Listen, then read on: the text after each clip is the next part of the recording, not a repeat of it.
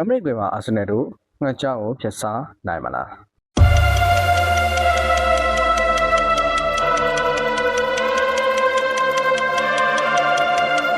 းဟုတ်ပါတယ်ပရီးမီးယားလိဂ်ဖလားကိုရယူဖို့အတွက်အာဆင်နယ်အသင်းဟာမန်စီးတီးအသင်းနဲ့ရမှတ်တူ9ကွာဟာချက်လေးတူနေပါတယ်ပြိုင်ပွဲပြီးဆုံးမှုက9ပွဲပဲလိုတော့တာပါဒါကြောင့်ပွဲစဉ်တိုင်းကဗိုလ်လုပွဲလိုကစားရှာတော့မှာပါအာဆင်နယ်အသင်းအတွက်ပထမဦးဆုံးဆောင်ပွဲအနေနဲ့လာမယ့်စနေနေ့ည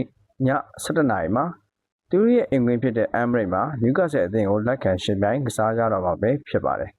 ဒီပွဲစဉ်မှာအာဆင်နယ်အသင်းအနေနဲ့ငှက်ကြောင်းကိုဖျက်စားသွားမလားဆိုတာကိုပွဲကြိုသုံးသက်ချက်တွေနဲ့အတူခန့်မှန်းပေးသွားမှာပဲဖြစ်ပါတယ်ဒီမှာဆုံးအနေနဲ့နှစ်သင်းစလုံးရဲ့လူစင်ကိုတစ်ချက်ခန့်မှန်းကြည့်မယ်အာဆင်နယ်အသင်းအနေနဲ့သူတို့ပုံမှန်ကစားနေတာကစားပွဲဖြစ်တဲ့ 4-2-3-1 ကစားကွက်နဲ့ပဲပွဲထပ်လာမှာပါကိုသမားနေရာမှာဒေးဗစ်ရော်ယာရှိမယ်ညာနောက်ခံနေရာမှာတော့တင်မာကဒဏ်ရာရနေတယ်ဒါကြောင့်မက်စကွာရာပွဲထွက်လာမယ်လို့ထင်တယ်စန်တာဘက်တွေဖြစ်ဝီလီယမ်ဆလီဘာဂါရီယယ်နဲ့ဘယ်နောက်ခံနေရာမှာတော့အင်ကပိုင်ပွဲထွက်လာဖို့ရှိနေပါတယ်ကွင်းလယ်အတွဲဖက်အဖြစ်ဆူဗီမန်ဒီနဲ့ဒက်ကလန်ရိုက်ရှိမယ်ညာထောင်ပန်တိုက်စစ်အဖြစ်ဆာကာကဒဏ်ရာရနေတဲ့အတွက်မာဒိုရီကီပဲပွဲထွက်လာမှာပါကွင်းလယ်တိုက်စစ်နေရာမှာအီဇီရှိမယ်ဘယ်တောင်မှမှာတော့ကဆပ်ပဲပွဲထွက်လာမယ်လို့ထင်တယ်စထရိုက်ကာနေရာမှာတော့ဒီပွဲစဉ်မှာအာတီတာအနေနဲ့ယော့ဂရက်ကိုသုံးမယ်လို့ထင်ပါတယ်။ဘာကြောင့်လဲဆိုတော့ဒီပွဲစဉ်ပြီးရင်အက်တလက်တီကိုမက်ဒရစ်နဲ့ချန်ပီယံလိကန်မှာဖြစ်တဲ့အတွက်အသင်းကောင်းဆောင်ဖြစ်တဲ့အိုဒီဂတ်တို့ဟာဘတ်တို့ကိုအနားပေးထားမယ်လို့ထင်ပါတယ်။နယူကာဆယ်အသင်းကတော့သူတို့ပုံမှန်ကစားကွက်ဖြစ်တဲ့ 4-3-3 နဲ့ပဲပွဲထားလာမှာပါ။ဂိုးသမားနေရာမှာရန်စီရှိမယ်။ညာနောက်ခံလူနေရာမှာထရစ်ပီယာနယူကာဆယ်ရဲ့စန်တာဘက်တော်တော်များများဒဏ်ရာရနေတဲ့အတွက်ဒီအော်နဲ့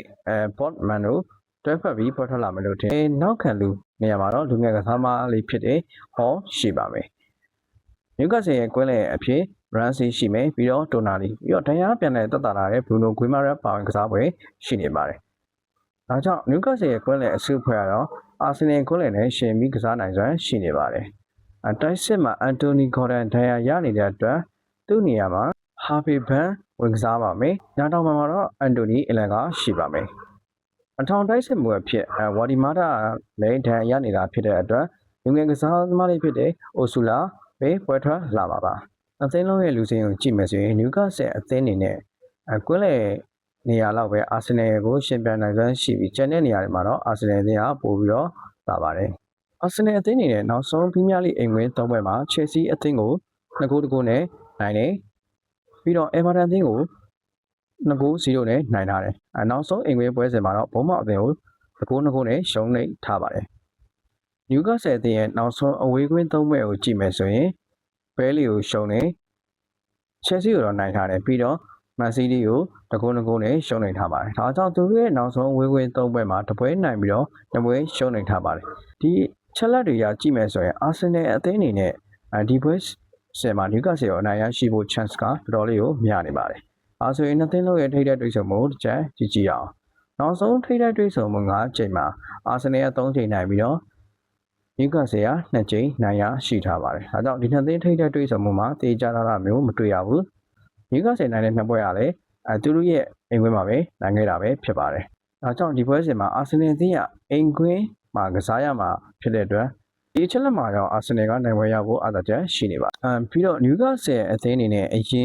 ်နှစ်ဘောလုံးရသည်တွေကနယူကာဆယ်လို့မဟုတ်တော့ပါဘူးသူတို့ရဲ့အဓိကကစားသမားဖြစ်တဲ့အီဆာထွက်ခွာပြီးနောက်ပိုင်းမှာနယူကာဆယ်ရဲ့ခြေစံအားတော်တော်လေးကိုကျဆင်းနေပါတယ်ဒီနှစ်ဘောလုံးရသည်မှာအဆင့်14ကိုရောက်နေတဲ့ဒီအခြေအနေကတော်တော်လေးကိုစိုးနေပါတယ်ဘိုဂီရဲ့ခြေကိုကြည့်မယ်ဆိုရင်အာဆင်နယ်အတွက်အပေါက်ကြီးက 1.4 ပါတေကြရင်9စားရမှာဖြစ်ပြီးနယူကာဆယ်နိုင်ရင်တော့9စားတောင်ရမှာပါဒီလိုပေါက်ကြီးအများစုကတော့ 1.4 ပေါက်တဲ့အာဆင်နယ်ပဲနိုင်ပွဲရတာများလေးရှိပါတယ်ဒါကြောင့်အဘက်ဘက်ကကြည့်မယ်ဆိုရင်ဒီပွဲစဉ်မှာအာဆင်နယ်နိုင်ပွဲရမှာဖြစ်ပြီးတော့အာဆင်နယ်အနေနဲ့ဒီပွဲစဉ်ကအင်ကွင်းမှာကစားမှာဖြစ်တဲ့အတွက်နယူကာဆယ်အသင်းကိုခြေစွမ်းအသာနဲ့ကစားသွားနိုင်ပြီးတော့နိုင်ပွဲရရှိသွားမယ်လို့ထင်ပါတယ်ကျွန်တော်အနေနဲ့ခံမှန်းရမယ်ဆိုရင်တော့အာဆင်နယ်အသင်းအနေနဲ့နယူကာဆယ်အသင်းကို2-2ဆိုတဲ့ရလဒ်နဲ့နိုင်ရသွားမယ်လို့ခံမှန်းလိုက်ပါတယ်ဟုတ်ကဲ့အားလုံးကျေးဇူးများတင်ပါတယ်ဟိုကောင်းတဲ့အစီအစဉ်နဲ့ထပ်ပြီးတော့ပြန်လာခဲ့ပါအောင်မယ်ဗျကျွန်တော်ကရန်ကုန်စပေါ့ကတပ်ပိုင်ပဲဖြစ်ပါတယ်